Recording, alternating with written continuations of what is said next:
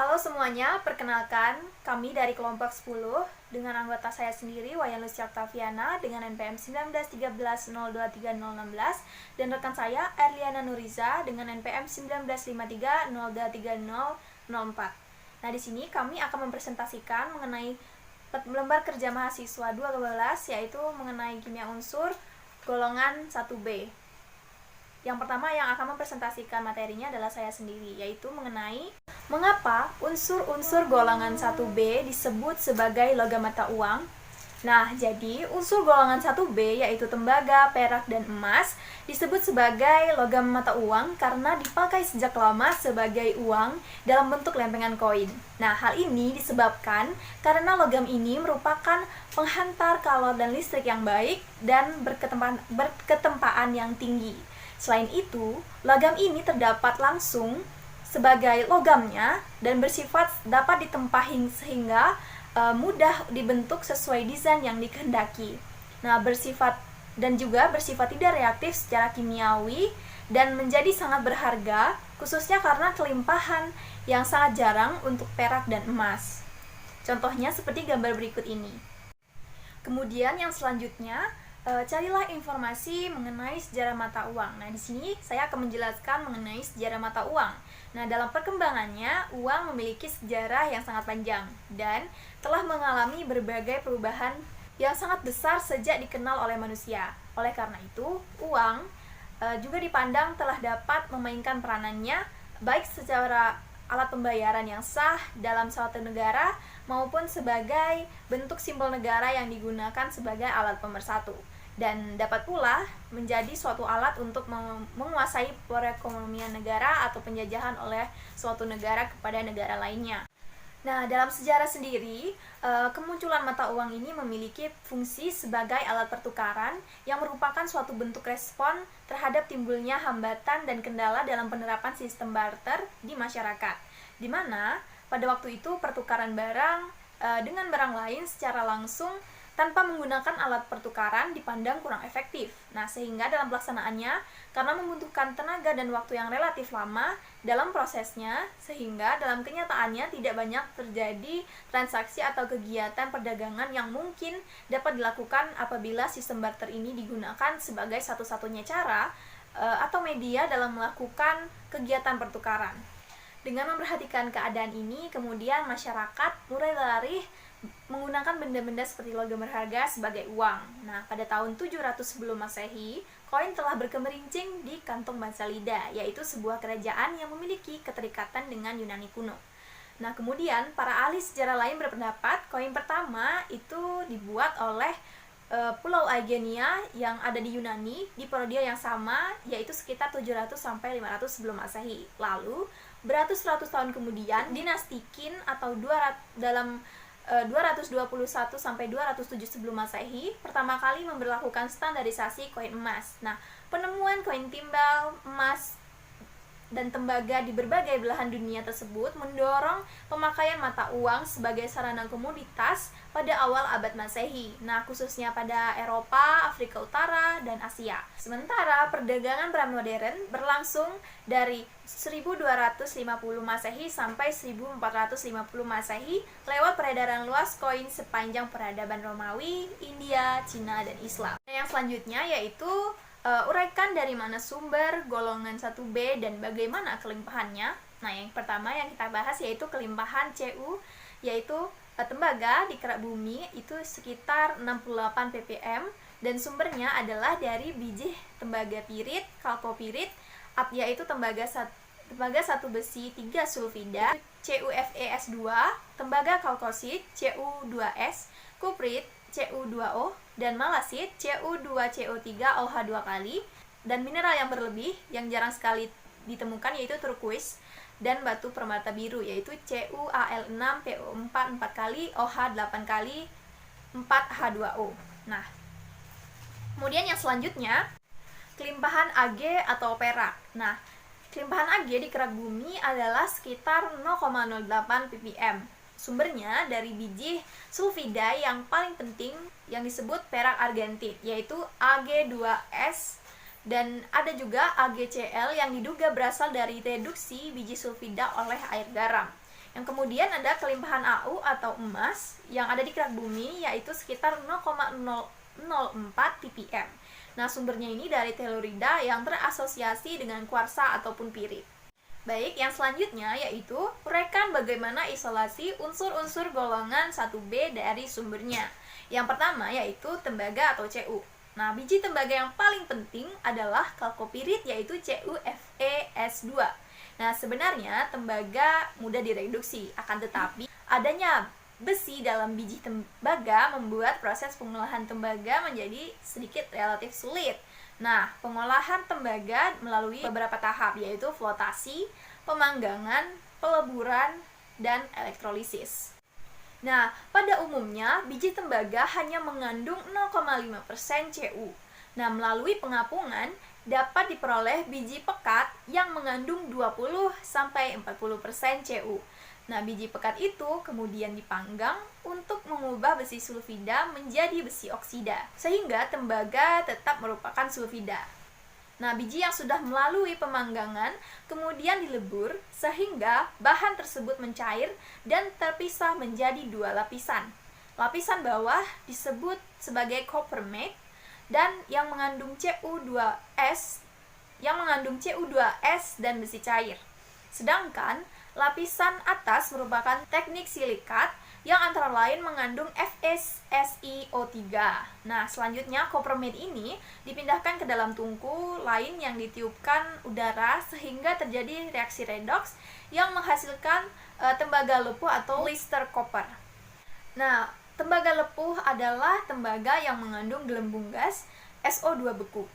Tembaga lepuh mengandung 98-99% Cu dengan berbagai jenis pengotor seperti besi, zinc, perak, emas, dan platina.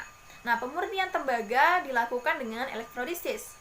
Tembaga lepuh digunakan sebagai anode dalam tembaga murni, sedangkan tembaga murni digunakan sebagai katodenya. Elektrolisis digunakan sebagai larutan CuSO4. Selama elektrolisis, Cu dipindahkan dari anode ke katoda dengan menggunakan potensial tertentu dan bahan pengotornya dapat terpisah sehingga dihasilkan Cu yang murni. Untuk melihat proses isolasinya secara lebih jelas dalam video, Anda bisa mengklik link di bawah ini. Nah, yang selanjutnya yaitu perak atau Ag.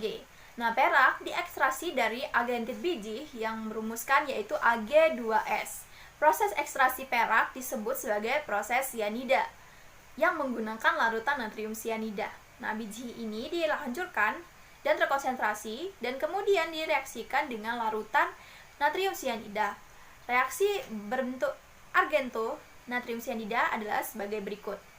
Larutan sianida argento direaksikan dengan biji seng dan menghasilkan cyanosikat natrium tetra dan endapan perak. Nah, endapan perak atau perak spons ini bereaksi dengan nitrat kalium untuk menghasilkan perak murni. Kemudian, perak yang diperoleh dimurnikan dengan proses elektrolisis. Untuk melihat proses isolasinya secara lebih jelas dalam video, Anda bisa mengklik link di bawah ini.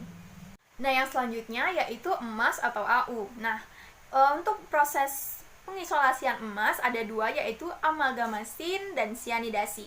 Nah, amalgamasi itu adalah proses penyelaputan partikel emas oleh air raksa dan membentuk amalgam atau AuHG. Amalgam ini merupakan proses ekstraksi emas yang paling sederhana dan murah. Akan tetapi, proses efektif untuk biji emas yang berkadar tinggi dan mempunyai ukuran batu yang kasar atau lebih dari 74 mikron dan dalam bentuk emas murni yang bebas atau free native gold.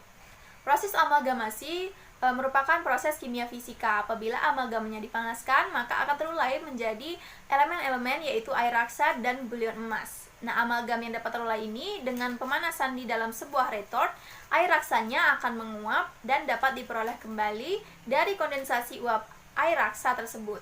Sementara AuAg tetap tertinggal di dalam retort sebagai logam. Nah, pada tahap kedua, yakni pemisahan logam emas dari larutannya, digunakan dengan pengendapan dengan menggunakan serbuk Zn atau zinc precipitation. Penggunaan serbuk Zn ini merupakan salah satu cara yang efektif untuk larutan yang mengandung konsentrasi emas kecil. Nah, serbuk Zn yang ditambahkan ke dalam larutan akan mengendapkan logam emas dan perak. Prinsip pengendapan ini berdasarkan Dirac-Lenel yang disusun berdasarkan perbedaan urutan aktivitas elektrokimia dari logam-logam larutan sianida. Ini disebut sebagai proses Merrill-Crowe. Untuk melihat proses isolasinya secara lebih jelas dalam video, Anda bisa mengklik link di bawah ini. Selanjutnya, saya Erliana Nuriza, NPM 1953-023004, akan menyampaikan sifat fisik dan sifat periodik serta kecenderungan logam golongan 1B. Yang pertama, untuk konfigurasi elektronnya seperti yang tertera pada tabel, semua unsur golongan mata uang atau golongan 1B dalam satu golongan memiliki satu elektron pada orbital terluar S dengan tingkat energi yang berbeda-beda. Hal ini dikarenakan elektron terluar yang berada di orbital D akan distabilkan oleh satu elektron dari orbital yang energinya lebih rendah, yaitu pada orbital S, sehingga elektron yang mengisi orbital D akan terisi penuh dan konfigurasi elektronnya akan lebih stabil. Untuk jari-jari atom pada golongan 1B dari atas ke bawah, jari-jari atomnya semakin besar seiring dengan bertambahnya nomor atom. Kecenderungan ini dapat dijelaskan berdasarkan konfigurasi elektronik atom unsur yang bersangkutan. Jadi berdasarkan konfigurasi elektronnya, elektron valensi masing-masing unsur dalam satu golongan 1B pada dasarnya menempati tingkat energi utama yang semakin tinggi seiring bertambahnya nomor atom. Meskipun muatan inti efektifnya juga bertambah seiring dengan bertambahnya nomor atom, akan tetapi ukuran orbitalnya semakin besar dan elektron di dalamnya semakin bertambah pula, sehingga semakin besar tolakan antar elektronnya. Hal ini menyebabkan elektron valensi mengalami penamengan oleh elektron-elektron yang di dalam. Akibatnya jari-jari atom unsur golongan 1B ini dalam satu golongan dari Cu, Ag, Au semakin besar. Energi ionisasi pada unsur golongan 1B dari atas ke bawah bervariasi. Energi ionisasi semakin kecil dari Cu ke Ag dan semakin besar dari Ag ke Au. Au memiliki muatan inti yang lebih besar daripada Ag, sehingga gaya tarik inti terhadap elektron terluar Au semakin kuat, sehingga energi yang dibutuhkan untuk melepaskan elektron dalam keadaan gas semakin sulit. Oleh karena itu, energi ionisasi Au lebih besar dari Ag. Potensial elektroda pada golongan 1B dari atas ke bawah, Cu, Ag, dan Au memiliki potensial elektroda yang bernilai positif, yang menunjukkan bahwa unsur golongan 1B ini cenderung mengalami reduksi daripada oksidasi, sehingga unsur golongan 1B lebih mudah untuk melepaskan elektron daripada menangkap elektron. Bilangan oksidasi yang dimiliki oleh tembaga adalah positif 1 dan positif 2. Bilangan oksidasi untuk perak positif 1 dan positif 2, sedangkan bilangan oksidasi untuk emas adalah positif 1 dan positif 3. Bilangan oksidasi yang paling stabil untuk Cu adalah positif 2. Karena ion Cu2 positif memiliki nilai entalpi hidrasi negatif yang tinggi, berarti lebih banyak energi yang dilepaskan ketika Cu2 positif dilarutkan dalam air daripada Cu positif. Stabilitas tergantung pada energi hidrasi atau entalpi ion ketika mereka mengikat molekul air. Ion Cu2 positif memiliki kerapatan muatan yang lebih besar daripada ion Cu positif dan dengan demikian membentuk ikatan yang jauh lebih kuat yang melepaskan lebih banyak energi.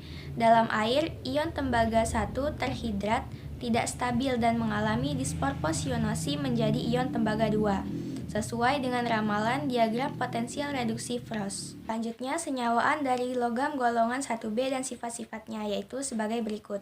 Untuk senyawaan Cu, beberapa diantaranya seperti yang tertera pada tabel. Semua senyawa tembaga 1 bersifat diamagnetik dan tidak berwarna, kecuali Cu2O yang berwarna merah. CuCl dan CuCN stabil terhadap air dan sangat tidak larut, sedangkan semua senyawa tembaga 2 bersifat paramagnetik dan berwarna. Untuk senyawaan perak, senyawa perak yang paling penting adalah perak nitrat atau AgNO3. AgNO3 merupakan satu-satunya garam perak yang sangat mudah larut dalam air dan tak berwarna. Untuk kepentingan industri, perak nitrat digunakan sebagai bahan untuk membuat senyawa-senyawa perak lainnya, terutama perak halida yang banyak digunakan dalam fotograf. AgNO3, AgClO3, dan AgClO4 larut dalam air. Ag2SO4 dan AgOOCCH3 larut sebagian. Garam anion okso adalah garam ionik. Meskipun halida AgCl dan AgBr tidak larut dalam air dan memiliki struktur NaCl serta bersifat kovalen. Perak klorida unik dalam pembentukan hidrat seperti AgF4H2O.